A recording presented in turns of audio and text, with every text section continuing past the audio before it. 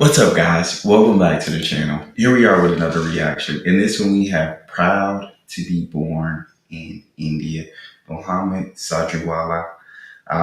On this channel, I want to start doing a feel good, like I want to start doing more feel good stories in India, whether that be people with like acts of kindness that has helped change someone's life or something good happening for everyone in India. So if y'all could like in the comment section, just drop like links to different stories where people are going out of their way to be kindness or just something that's positive. I want to share more positivity in the world. So y'all help me out. Before we dive in, if you guys happen to enjoy, don't forget to subscribe, give the video a thumbs up, and if you would like to support the channel by becoming a member, all you gotta do is hit the join button to receive your exclusive benefits. Let's dive in. This story is brought to you by tapeatale.com. तो ये कहानी दो औरतों की है Is brought to you by tapeatale.com. तो ये कहानी दो औरतों की है, काफ़ी करीब है हमारे घर से, हमारी बड़ी अम्मी की कहानी है। तो वो और उनकी छोटी बहन, वो दोनों हिंदुस्तान से काफ़ी दूर एक मुल्क है इराक़, वहाँ पे नजफ़ अशरफ करके एक जगह है जहाँ पे मौला अली के रोज़े हैं। मौला अली प्रॉफिट मोहम्मद के सन इन लॉ थे। तो वहाँ वो गए थे दोनों, उनका कुछ 5 दिन का टूर था। तो 2-3 दिन टूर के ख़त्म हो चुके थे। तो नॉर्मली जैसे जैसे भी वक्त बढ़ता जा रहा है तो ज़ायरीन के जो फुटफॉल्स है काफ़ी इंक्रीज़ होते जा रहा है। तो उन्होंने सोचा कि हम दोपहर के वक्त जाएंगे जिस वक्त गर्दी कम होगी। तो उन दोनों ने डिसाइड किया, दोनों बहनें अपने होटल से तैयार होके, होटल से हरम का जो रास्ता है बीच में गली और बाज़ार आता है जहाँ पे काफ़ी सारे दुकानदार और दूसरे स्ट्रीट हॉकर्स वो सब चीज़ों को बेचते हैं। तो दोनों चल रहे थे कि अचानक से उन्हें उनके कानों में एक आवाज़ आई। वो एक बच्चे के वहाँ से पसार होके गए। 12 साल का वो लड़का था, गोरा था, दुबला पतला था, चेहरे पर धूल जमी हुई थी, कपड़े उसके थोड़े खस्ता से थे। वो ज़ोर ज़ोर से कह रहा था लोगों से कि टी शर्ट ले लो, टी शर्ट ले लो। वो अरबी ज़बान में कह रहा था। 2 बहनों में से एक को अरबी ज़बान आती थी, तो कह रहा था टी शर्ट ले लो, टी शर्ट ले लो। 5 टी शर्ट सिर्फ 2000 इराक़ी में, इराक़ी वहाँ की करेंसी है। तो बहनों ने डिसाइड किया कि चलो ठीक है, जाके देखते हैं। तो जाके देखा, चेक करने लगे। फिर दूसरी बहन ने कहा कि चलो हमें देर हो रही है, हम रोज़े की तरफ निकलते हैं। वो दोनों चलने लगी। तो बच्चा दौड़ा दौड़ा पीछे आया, आके कहा क्या हुआ, आप बताइए आपको कितने में चाहिए। तो दोनों बहनें एक दूसरे को देखने लगी। दोनों ने वार्तालाप किया कि अब पूछ रहा है तो कितना दाम बताए। तो एक बहन ने कहा उसमें से कि हम तुम्हें 1000 इराक़ी देंगे ये 5 टी शर्ट के लिए। तो बच्चे ने कहा नहीं, 1000 तो बहुत कम है, उससे मुझे कोई मुनाफा नहीं होगा, मैं आपके लिए ज़्यादा से ज़्यादा 1700 इराक़ी कर दूंगा। दोनों बहनों ने गुफ्तगू की। फिर उसमें से एक ने कहा कि इतना बुरा भी नहीं है, कपड़ा अच्छा है, चलो ले लेते हैं। फिर दोनों पीछे उसकी लाड़ी की तरफ आए, कपड़े को देखने लगे। देख लिया, सिलेक्ट कर लिया। उसके बाद पैसे देने की बारी आई। तो पैसे दिए उस लड़के को। पैसे दिए तो लड़के के चेहरे पे एक रौनक सी आ गई, मानो वो धूल मिट्टी जो मुफलसी सज रही थी वो कहीं गुम सी हो गई। I'm sorry, my son, he's trying to wake up or get more comfortable. This story so far, it absolutely touches your heart. You hear this kid. I gotta go get him. He's up.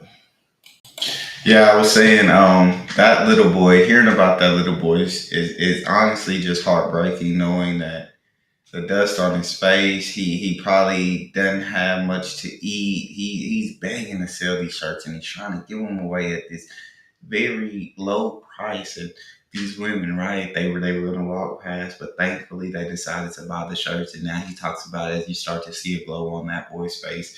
I'm ready to hear the rest. But so वो धूल मिट्टी जो मुफलसी सज रही थी वो कहीं गुम सी हो गई।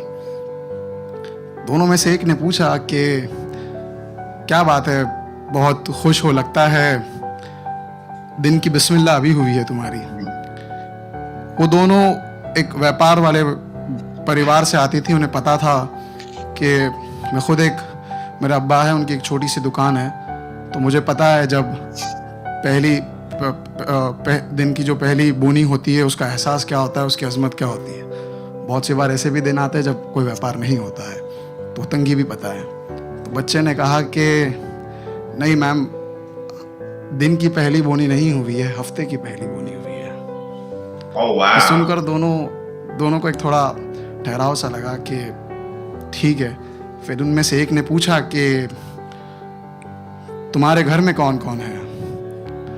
तो उसने कहा मैं हूँ, अम्मी है और एक छोटी बहन है। मैं काम करता हूँ और पैसे जो आते हैं उससे छोटी बहन को फिर स्कूल भेजता हूँ। तो बहनों में से एक बहन ने कहा कि तुम्हारे अब्बा, तुम्हारे वालिद नहीं हैं? तो बच्चे ने कहा कि बहुत दिन पहले यहाँ से दूर हमारे गांव में कुछ लोग आए थे, लंबे से थे, काले कलर का कपड़ा पहन के आए और बाबा को यहाँ पर माथे पर गोली मार दी। सुनते हो, जब बाप को कुछ लगी है तो कलेजा फट जाता है, वो गिरता भी है तो कलेजा फट जाता है। उस बच्चे का आलम तो देखो, जिसने अपने 12 साल का बच्चा जो अपनी माँ का हाथ पकड़ के, बहन का हाथ पकड़ के देख रहा है, कोई आता है और उसके माथे पर यहाँ गोली मार देता है। I can't even begin to fathom, to imagine my father, having to see my father get shot in the head, having to step up and be the man of the house as a boy. He's out there working hard the entire week. That was his first sale. But he's working out there so he can help send his little sister to school. When he should be able to go to school himself, but because of circumstances, he's not able to. And is he crying about it? Is he sulking about it? No. He's getting out there and he's working hard to send his little sister. Like that stuff, that's amazing of that boy. But that story's heartbreaking. गोली मार देता है। वो सुनकर दोनों का कलेजा ढल गया। एक बहन ने कहा आप रुकिए, मैं आती हूँ। वो दौड़कर होटल में गई। कमरे में उनके पास काफ़ी सारे स्नैक्स और फ्रूट्स थे जो उनके पास थे, तो वो पूरा झोलना भर के लेके आ गई। वो लेके आए और उसने उस बच्चे को दे दिया। अब हमें जब मिलता है तो हम खुश होते हैं, हम बोलते हैं क्या क्या है खाने में, देखेंगे। मगर एक जिसे खाने की अजमत सही पता होती है, वो देखकर पहला जुमला ये कहता है कि ये तो मेरे एक हफ्ते का खाना हो गया, माँ आज बहुत खुश होगी। ये सुनकर दोनों को बड़ी खुशी हुई। हमारे धर्मगुरु सैयदना मुफद्दल सैफुद्दीन कहते हैं कि दुआ से बड़ी कोई दौलत नहीं है दुनिया में, दुआ से बड़ी कोई दौलत नहीं है। और जब निवाला उतरता है हलक से और पेट में जाता है तो दुआ यहाँ से निकलती है। तो वो दे दिया था। उसके बाद बच्चा कहता है कि मैं दुआ करूंगा मौला अली से जिसके तुम दर पे आए हो कि वो तुम्हारी दुआएं सारी जल्दी मंजूर कर दे। तो सुनकर दोनों बहुत शौक हो जाते हैं और दोनों चलने लगते हैं। This is so beautiful. What incredible hearts these two women. What incredible hearts to listen to this kid's story that is absolutely heartbreaking. I'm sure many people pass this boy every single day, and he was trying to sell with everything he had. He was trying to sell these clothes. He's trying to work as hard as he can. Many people, but these two ladies, they stopped. They looked. They decided to purchase and listen out to his story. When you hear a story like that, it absolutely breaks your heart. They ran, got him a week's worth of food. So someone who knows the value of food doesn't look around to see what's in there. It's a week's worth. Thank you. Like, and then he offered, he told them, you have come to this doorstep. I hope all your wishes come true. I pray that all your wishes come true. It's beautiful, man. When you just help someone, it's a beautiful thing. It's beautiful. चलते हैं तो उसमें से एक बहन दूसरी बहन को कहती है कि आज अपने इस वतन से दूर यहाँ पर आए हैं तो हमें हमारे हिंदुस्तान की अजमत पता चली है क्या है। शुक्र है कि हम हिंदुस्तान में पले हैं, बड़े हैं, रहते हैं। मैं जानता हूँ कि पिछले महीनों से या कुछ सालों से काफ़ी मसाइल हुए हैं जिसके कारण हम सबके ख्याल थोड़े बदल चुके हैं, मगर मुझे उस शख्स का नाम तो याद नहीं, कोई अंग्रेज़ी के बहुत बड़े ऑथर है, वो कहते हैं कि beauty lies in the I of beholder. अगर आप ही आपके वतन में खूबसूरती नहीं देख सकते तो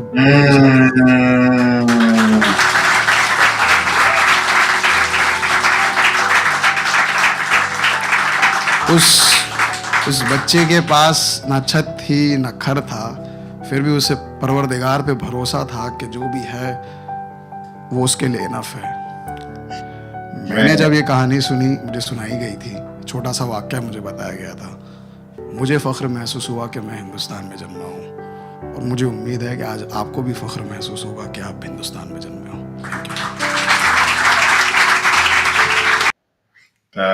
That was genuinely such a beautiful tale, such a beautiful story.